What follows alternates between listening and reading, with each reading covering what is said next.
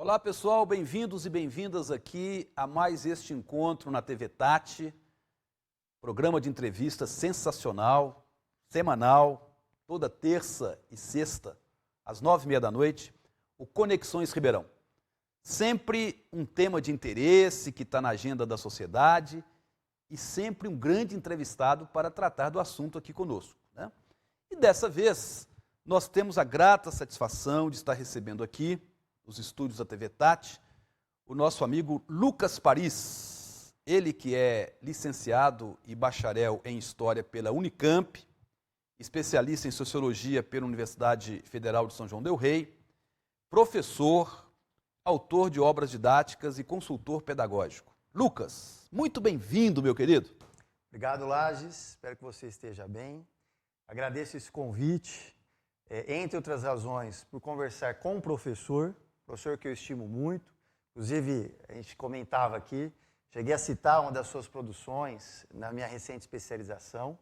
E, conversando com o professor, tratar de um tema essencial, que é a educação, né? A educação do nosso país, a educação que está vivendo por mudanças. Nós vamos daqui a pouco fazer uma ponderação, que mudanças são essas, quais são os impactos, não só para os professores, para os alunos, mas de uma maneira geral para a sociedade. Então, é muito bem-vinda, muito oportuna essa nossa conversa. Espero, claro, que ela possa ser muito frutífera sobre o tema da educação. E sem dúvida, Lucas, a educação é o ponto forte aqui da educação, cultura, né? São pontos fortes aqui do Conexões Ribeirão, né? E o nosso papo vai ser sobre exatamente educação em tempos do governo Bolsonaro. Educação na nova era, como eles próprios gostam de dizer. Sim. Ô Lucas, e para início de conversa, para dar o start aqui do nosso bate-papo, né, eu ia te perguntar o seguinte: você como professor de história, você que já é um jovem professor, né, e isso evidentemente que facilita muito essa empatia com os alunos, né, ser jovem, ter quase a idade deles mesmo, leciona, já passou um pouquinho. Mas leciona principalmente no ensino médio, sim, não é isso? Sim. Você acha mesmo, Lucas, que a escola e os professores fazem a cabeça de seus alunos? Esse é um tema muito sensível e eu começo, Lages, pensando nessa própria expressão, né? Então, fazer a cabeça. Quando a gente usa esse termo, dá-se a entender que é uma espécie de uma lavagem cerebral, né? Então, os professores estão diariamente tramando esse plano, né? Tramando esse projeto de criar como que uma legião, um exército, né? Poderosíssimo de ativistas, militantes. Lages, eu vou ser sincero, as pessoas que têm essa perspectiva, eu gostaria muito, e falo assim, da maneira mais transparente, falo em nome dos nossos colegas professores, seria muito interessante que elas entrassem nas escolas, que elas fossem assistir às aulas, participassem, por exemplo, de reuniões escolares. É muito triste isso, né? Eu atuo não só como professor, mas como consultor pedagógico e vejo como não existe essa parceria entre as escolas e as famílias. Então, essas pessoas que eventualmente fazem esse tipo de comentário, eu gostaria que fossem lá ver de fato o que está acontecendo. É evidente, Lages, que existem alunos que se interessam, né? A nossa área, a área de história, é uma área bacana, é uma área que desperta uma série de interesses, com livros, com publicações, canais na internet, mas existem também outros alunos que não têm essa mesma afinidade, né? Então eu gostaria de ter esse poder, essa força em que 40, 50 garotos estivessem quase que de maneira sincrônica, prestando atenção em mim e quase piscando ao mesmo tempo, né, absorvendo tudo que o professor fala. Outro problema em relação a essa visão, a essa abordagem. Dá-se a entender que os alunos, Lages, não têm voz. Os alunos não têm vez. Uma página em branco? Uma página, perfeito. Porque a figura era essa, né? Exatamente. Pelo menos antigamente. Exatamente. Aí nós vamos lá para a filosofia, vai discutir nessa questão de que o aluno ele vem cru, né? Aluno, é até uma discussão, aquele que não tem luz, né, dentro da filosofia. E quem tem um pouquinho de experiência dentro da sala de aula, vê exatamente o contrário, né? Hoje, isso é muito positivo, isso é muito saudável. Os alunos, sim, têm voz, têm vez. Os alunos têm uma bagagem, né? Por meio das suas leituras, conversas, e de maneira respeitosa, acho que é importante a gente enfatizar isso, eles discutem com a gente, discutem com os professores, com outros atores sociais, né? Então a escola, e aí a gente vai para a sociologia, né? A gente está fazendo aqui um embate entre as disciplinas, a escola dentro da sociologia é uma das instituições que socializam o indivíduo, né? Ou seja, que trazem ele para dentro da sociedade, que o ensinam a conviver, a viver com o outro. Mas não é o único, Lages. Nós temos a igreja, nós temos os sindicatos, grupos de amigos, clubes, né? As próprias redes sociais. Então, achar que a escola é a única que faz isso, né? Que tem esse poder imenso, é realmente não conhecer de fato como se dá essas interações para uma criança, para um adolescente na nossa sociedade. Lucas, então quer dizer que essa crítica, né? Me corrija se eu estiver errado, essa crítica vem de alguns grupos da sociedade, de alguns setores, né? Que alcançaram agora um grande protagonismo em função aí do novo governo que se instalou e que, afinal de contas, trouxe para si todas essas ideias e valores desses grupos, né? A gente percebe que há uma crítica de fora e longe da escola, quer dizer, de grupos e pessoas que não adentraram a escola, que não têm esse convívio, não estão, por exemplo, no chão da escola, como se costuma dizer, né? Eu, por exemplo, nos meus mais de 30 anos de professor, já aposentei, né? Eu tive, fazendo assim uma rápida retrospectiva, eu tive alunos, né? Encontro com eles até hoje, me relaciono através das redes sociais, muitos deles foram para a direita, muitos outros foram para a esquerda, e acredito até que a maioria não foi para lugar nenhum, né? Quer dizer, e passaram por mim, né? Agora, eu nunca deixei de expor a minha posição política, eles sempre conheceram, sempre sabiam que eu era militante de movimentos, de partidos e tudo mais. Agora, eu sempre também tive muita preocupação no sentido de nunca dar a última verdade como se essa última verdade fosse a única verdade, né? Quer dizer, não é a última, não é a única, né? Para mim, ensinar nunca foi doutrinar, nunca foi fazer cabeça de ninguém, né? E, evidentemente, que essa questão está colocada ainda hoje, né? Ô, Lucas, mas isso tudo acaba alcançando uma repercussão muito grande em função aí das novas políticas, né? Ou pelo contrário, da falta de novas políticas na área de educação na era Bolsonaro. Como é que você tem visto aí o novo Ministério da Educação sob a batuta do senhor Ricardo Vélez? Qual a sua opinião? Vamos lá. Primeiro, Lages, essa discussão, né, você citou esse grupo, né, esse projeto que chegou recentemente ao poder. Primeiro que essa discussão comportamental, educacional, é evidente que ela tem que ser feita, né? Os professores, alunos, membros da sociedade, eles devem discutir, né? O problema é como essa discussão está sendo feita, sem embasamento, né? De uma maneira, às vezes até panfletária, incendiária. Então, é isso, evidentemente, que me preocupa, né? Hoje, os grandes autores de educação, o que eles sugerem é exatamente o que você citou, né? Você citou de uma maneira muito feliz. A escola não vai ter partido. O que quer dizer essa proposta? É não impor, evidentemente, né? Não criar ali uma postura dogmática de que o professor falou e ponto final. A gente sabe que na prática não é assim, nunca foi assim, né? Mas, de fato, essa proposta ela é muito apropriada. Agora, ao invés de tirar os partidos, tirar a diversidade, é o contrário, é valorizar isso, né? Nós, da área da história, das ciências humanas, nós temos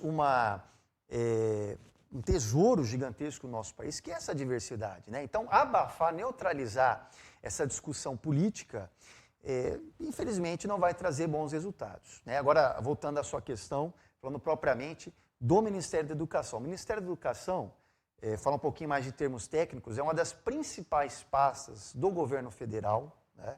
É uma pasta que envolve muito dinheiro, muita responsabilidade. Lages, nós estamos aí um pouco mais de 2 meses, né, do atual governo Bolsonaro, e o que nós temos visto recentemente, partindo aí desse foco, dessa análise do Ministério da Educação. Muito mais um desejo do que fazer. Né? Muito discurso. Muito discurso, perfeito. E pouca ação. Lages, é isso que nós precisamos. Nós temos, entre aspas, um país inteiro para governar, um país inteiro para lidar com problemas, para gerenciar uma série de demandas. Eu vou te dar um exemplo simples, até um exemplo trivial. Né? Algumas redes estaduais do nosso país, né, se não me foge a memória, Tocantins, Distrito Federal, algumas dessas redes, lá os livros não chegaram. Os livros, o material essencial de trabalho do professor, o material de consulta, de aprendizagem do aluno, eles não foram enviados. Então, assim, essa discussão, que é uma discussão muito mais comportamental, ela parece que é prioridade. Né? Mas é a prática, como você falou, e o chão da escola? O país não pode parar em função disso. Né? Então, o que nós vimos? Até agora, muito mais, como você falou, um discurso, né? Opiniões que até acabam sendo, muitas vezes, um desatino, né? Propôs sugestões de cantar o hino, depois o ministro acaba voltando para trás. E o que a gente quer ver é política pública, Lages. Né? Nós estamos num país com tantos problemas ligados à educação, o que fazer em relação a isso? Né? Então, esse tipo de postura, infelizmente, ele não ajuda, nesse momento, aos pensarmos políticas públicas da educação. Você tocou aí rapidamente na questão do hino nacional. Né? Ô Lucas, eu sempre cantei o hino nacional, né? Nas minhas escolas onde eu trabalhei como professor, como diretor, né? Datas cívicas, aí a gente canta o hino nacional. Nunca essa questão foi colocada como instrumento de combate ideológico, né? Como está sendo colocado agora. Será que acreditam mesmo que, ao cantar o hino nacional, se resolvem todos os problemas da escola? Né? Resolve o problema da falta de professor. Olha, em Ribeirão Preto a situação nunca se resolve. Né? Resolve o problema da falta de merenda escolar, da falta de material didático, da estrutura física da escola, da formação dos professores, do salário dos professores. Será que eles acreditam mesmo que, ao cantar o hino nacional, resolve-se todos esses problemas? Ou isso aí também pode ser uma situação para desviar de outras questões mais sérias? A reforma da Previdência está chegando, enfim, a pauta da política econômica vai atingir diretamente os trabalhadores. Você acha que tem algum maquiavelismo por trás disso aí, ou é isso mesmo que eles acreditam? Bom, primeira coisa, as pessoas precisam aprender a cantar o hino nacional. Será que o ministro sabe cantar o hino nacional? Então, até sugerido o próprio presidente, né? Porque o que a gente vê lá, vamos dar um exemplo bobo, né? Na Copa do Mundo, as pessoas não cantam, né? Ou quando tem jogos de times, né? De futebol, então a própria torcida canta em cima, não canta o hino nacional. Mas não há problema algum cantar o hino nacional. Nenhum problema. Nós até temos uma lei, ela tem cerca de 10 anos, pedindo, né, sugerindo cantar o hino nacional, dizem, né? Uma vez por semana? Uma vez por semana, tem uma lei, escolas. Sim. Né, aqui no estado de São Paulo, em atividades públicas, não há problema algum, até uma discussão mais estética, dizem que o nosso hino é muito bonito. Então, assim, essa questão, ela não é um problema em si, mas é como você disse. Por que isso? Qual que é o intuito? Né? Existem tantos outros problemas, tantas outras questões mais prioritárias. Então, de fato, a impressão que nós temos, e evidente, isso é um debate dentro do campo da política, é que há possivelmente uma cortina de fumaça. Né? Quer dizer, com isso há um interesse em se desviar o foco para temas muito mais intragáveis, né? Difíceis de passar. E nós discutimos essa situação e deixamos esses temas, como a Previdência, a própria pauta econômica de lado. Ô Lucas, vamos dar um intervalinho aqui no nosso programa, né? Mas a gente volta daqui a pouquinho para continuar esse papo que está muito gostoso, muito bom. Até daqui a pouquinho.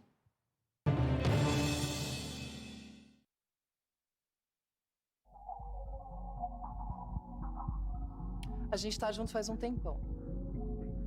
Ele é um grude. Ciumento. Semana que vem a gente completa 3 anos de namoro. Ele vai sair de moto pra me encontrar e... Ele se arrisca muito, sabe? A nossa vida vai ficar muito difícil depois do acidente. Como ele chama? estatística.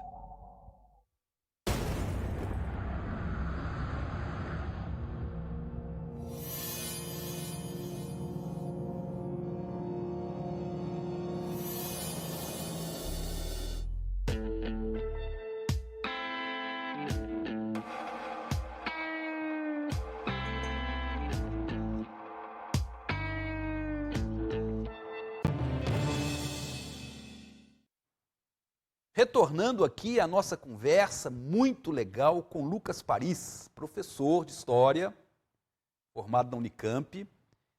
Ele que é de uma família de professores. É mesmo, né, Lucas? São 5 na sua casa? São 5 Todo mundo na área do magistério? Perfeito. São 5 professores. Os meus pais, que também, né, há mais de 30 anos, exercem com muito carinho essa função, né, social dentro e fora da sala de aula. Os meus irmãos, 2 irmãos, e a minha esposa também, né? Então são 6. São 6, na verdade, 6 professores, né? Num momento tão difícil. São 6, né? Dentro da educação, a gente tem essa valorização. Então, com muito orgulho eu falo, vivo, né? E defendo, sim, essa experiência do professor, tanto na minha família quanto no meu ambiente profissional. Isso é muito bom, né? Viver nessa área de educação, de debate, discussão, enfim. Ô Lucas, mas voltando aqui, né, à educação na era Bolsonaro, que é o nosso tema geral aqui da conversa, tem hora que a gente percebe que, às vezes, não é apenas uma deficiência até intelectual desse grupo que assumiu o Ministério da Educação, mas essas atitudes, essas ações, esses discursos, né, emanados aí do Ministério, parece, às vezes, que faz parte de uma política calculada, uma política programada, muitas vezes originada do próprio presidente da República, né? Quando o presidente, agora mesmo, nesses feriados de carnaval, ele coloca no seu Twitter, e aliás ele se comunica sempre pelo Twitter, né? Dizendo que vai sair agora com uma lava-jato da educação, no sentido assim de que vai abrir processos, abrir ações, denúncias, investigações, né? Em relação à universidade, em relação às escolas. Parece um combate ideológico, né, que nunca termina, né? O próprio presidente assumindo isso aí. Não sei se talvez ele percebe que a inteligência, o conhecimento se situa justamente nessa área da educação e é onde ele vai ter maior problema, né, para poder levar à frente a sua pauta, né? Você acha também que é por aí? Como é que é, Lucas? Essa questão quando vem da própria esfera mais alta da República. Sem dúvida. Não, vamos lá, Lages. Então, vamos por partes. Uhum. Primeiro, é evidente que tem que ter uma investigação, né? Nós tivemos no Brasil recentemente uma série de escândalos. Esses escândalos, eles realmente trouxeram uma indignação muito grande, né? Não vou entrar aqui no mérito como que isso foi feito, quem que se deu bem, quem se deu mal, não vou entrar, né, nessa seara aí. Mas, de fato, é evidente que nós precisamos ter esse tipo de perícia, né? Se eu não estiver enganado, você pode me ajudar, em relação a financiamentos, é isso que o presidente sugeriu, de alguns programas ligados à área da educação. Então, é claro que a gente sim tem que fazer uma espécie de um pente fino. Lages, agora, nós estamos dentro de um país com outras áreas que também necessitam desse pente fino, né? Dentro, por exemplo, do setor financeiro, né? Se nós pensarmos no próprio sistema bancário, né? Então, essa investigação ela não pode se limitar à educação.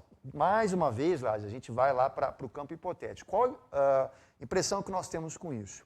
Esse tipo de postagem, uma postagem numa rede social, de maneira informal, você até citou no carnaval, né? Quer dizer, no momento que nem seria o mais oportuno de todos, acaba tendo, Lages, uma espécie de um tom de ameaça. Então, nós até recordamos, né, nós somos da área de história, aquela época lá dos Estados Unidos, da caça às bruxas, né, aquela época lá de Guerra Fria, do macartismo, o senador Joseph McCarthy, que queria, de certa maneira, combater possíveis inimigos da nação. Se esse for realmente o objetivo do presidente, como você falou, continuar numa guerra, continuar até numa espécie de uma campanha, né, que já acabou. A campanha eleitoral já acabou.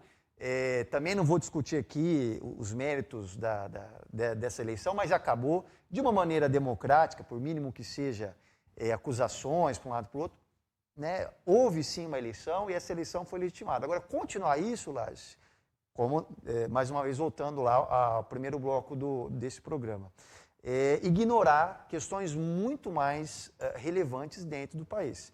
Então, nós deixamos esses pontos urgentes que o país precisa se discutir e, mais uma vez, fica nesse tom de ameaça que acaba mais atrapalhando do que ajudando.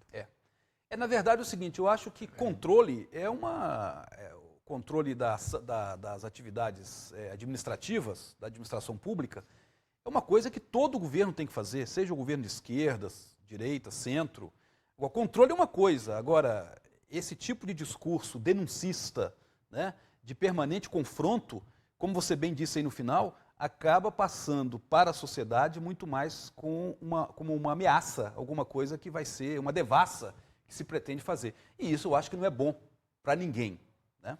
Ô Lucas, ainda nessa questão da educação, né, esses projetos que não são do atual governo, já são de outros grupos aí da sociedade, principalmente grupos religiosos, e que já vinham dos governos passados, né, mas que agora assumiram um protagonismo, assumiram uma postura, né, muito assim, avassaladora, projeto Escola Sem Partido, né, que é, segundo os seus defensores, para retirar o viés ideológico, né? E aí quando se pergunta, mas qual é essa ideologia? Qual é esse viés? É do marxismo cultural. Aliás, essa nova era tem nos apresentado algumas expressões que a gente desconhecia e que não tem base científica nenhuma. Marxismo cultural, ideologia de gênero, né, umas coisas do tipo. Mas a gente percebe assim que o projeto Escola Sem Partido é para tirar o viés ideológico. Mas, ao mesmo tempo, quando você vê o ministro Ricardo Vélez, quando você vê o próprio presidente, né, fazendo propaganda aberta de algumas iniciativas, cantar o hino, enfim, gravar os alunos, você passa para a gente aquela ideia de que é para tirar uma ideologia que eles acreditam que esteja lá presente, para colocar outra. Quer dizer, não é então para acabar com o viés ideológico. Ou você acha que eles imaginam que ideologia só existe a ideologia de esquerda? Será que não tem ideologia também de outras posições políticas? Sem dúvida. Lages, eu discuto muito com os meus alunos e a gente tem que discutir sim essa questão. Eu brinco, eu falo que a ideologia é como sotaque, né? Então você percebe de todo mundo, né? Nossa, aquela pessoa tem sotaque, olha que engraçado o sotaque. Mas você mesmo diz, né, nessa brincadeira que não, eu não tenho sotaque de forma alguma. Eu não sou ideológico. Não, então assim, né? Eu aponto a ideologia de todo mundo, mas eu mesmo não tenho. Isso não faz sentido. De uma maneira séria, né, de uma maneira apropriada, a academia, mais ou menos, Lages, há 100 anos, né, no mínimo, já discute essa questão de uma maneira apropriada. O que nós constatamos dentro da área das ciências humanas? Não existe isso, né? Nós, seres humanos, somos seres sociais, nós, seres humanos, temos uma visão de mundo. Lá, se a gente for discutir qualquer coisa agora, se for discutir um filme que você assistiu, uma partida de futebol, uma cena que você presenciou hoje na rua, é a sua visão de mundo. Eu tenho a minha visão de mundo. O que talvez seja mais sensível nesse debate? É a doutrinação. De fato, existem casos pontuais. Tá? É a exceção e não a regra. Não pode transformar a exceção na regra. Esses casos pontuais, eles devem sim ser orientados, sem a menor dúvida. Mas como você disse de maneira muito feliz, né? Imaginar que é um exército, imaginar que é um grupo que estaria ligado a esse marxismo cultural, né? Como se estivesse fazendo uma revolução sorrateira, né, uma coisa até de cinema, né, uma verdadeira trama de Hollywood. Isso não faz sentido. A sociedade ela é muito mais complexa, a sociedade é muito mais autônoma do que a gente imagina. Então, essa discussão de tentar tirar a ideologia, eu brinquei agora há pouco, falei de uma lenda que existe na Alemanha, discutida pela sociologia alemã. É como uma pessoa estar dentro de um lamaçal e tentar sair por conta própria desse lamaçal puxando os seus camelos. A gente não tira a nossa ideologia, da nossa visão de mundo, das nossas experiências sociais. Podemos até dizer que essa ideologia que faz parte da educação, né, de todos nós, da cultura, ela está presente em todas as pessoas. Não tem essa questão de ficar discutindo, né, tirar ou colocar algum tipo de teologia. Isso é uma coisa que está presente na sociedade e, de alguma forma, os antagonismos possíveis, advindos dessa situação, eles têm que ser bem encaminhados, bem discutidos, numa visão e no horizonte de democracia, porque, afinal de contas, o que se não pode abrir mão, Lucas, em nenhum momento, é você viver num regime de liberdade, de expressão, de manifestação, de opinião, né?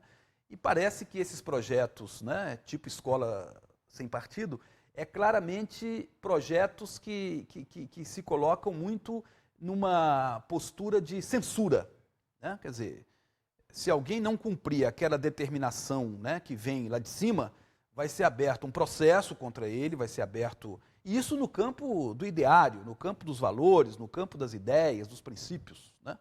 Você tem essa visão também? Sem dúvida. Uma das propostas do projeto, né, da chamada Escola Sem Partido, é afixar em cada sala de aula uma espécie de um cartaz delimitando os deveres do professor.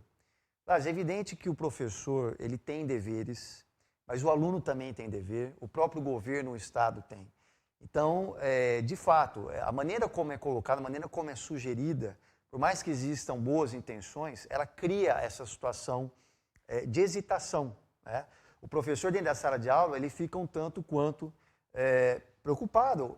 O que ele vai falar, a maneira como ele vai falar. Né? Pode até gravar o professor agora para fazer o que com essa gravação? Uma denúncia contra o professor? Exato, que é também outro problema. Nós vimos recentemente na polêmica do hino nacional. Né? Não se pode gravar uma pessoa, seja uma criança, um aluno cantando o hino, um professor na sua atividade profissional, sem a autorização prévia. Né?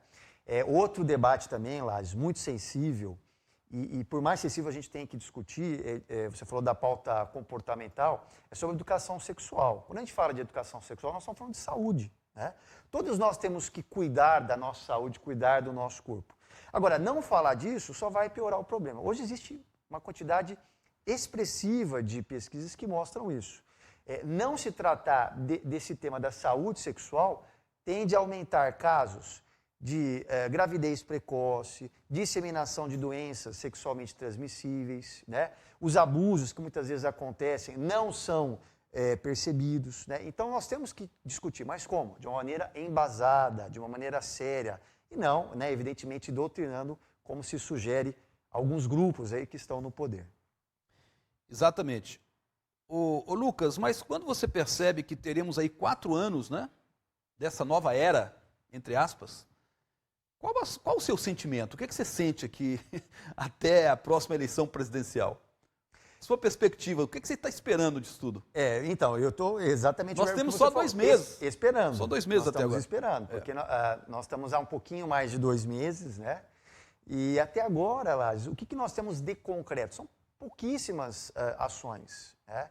Muitas dessas ações que são propostas que ainda têm que passar pelos mecanismos do legislativo, né? Então, de fato, se você perguntar para estudiosos do Brasil, especialistas que estão lá fora, é um grande ponto de interrogação. Eu não sei, né? A gente até estava conversando aqui em off, há 5, 6 anos, qualquer brasileiro imaginou que a gente estaria nessa situação hoje? Os apoiadores e os críticos, né? Não quero criar aqui nenhum tipo de polêmica. Não, né? Então o Brasil ele foi criando uma trama, né? Um emaranhado de situações que nós desembocamos a atual conjuntura. Agora, de fato, o que vai acontecer? Né? Houve uma grande expectativa na parte da campanha, né? Propriamente na corrida eleitoral, mas até agora nós estamos, entre aspas, pagando para ver. Eu não tenho propriamente uma opinião, porque nada de concreto ainda, né? De fato importante, foi aprovado. É aquilo que em algum momento a gente colocou aqui. Muito discurso até agora. Parece que a campanha não terminou, né? Parece que a sociedade continua permanecendo com uma grande arena de debate, mas não é aquele debate de alto nível, um debate bem rasteiro, uma confrontação bem, né, a gosto de alguns grupos da sociedade. A famosa briga das redes sociais. Né? E tudo nas redes sociais potencializa mais, extrapola mais, etc. Né? Ô Lucas, foi muito boa a nossa conversa aqui, meu querido. Só quero te agradecer muito sua vinda.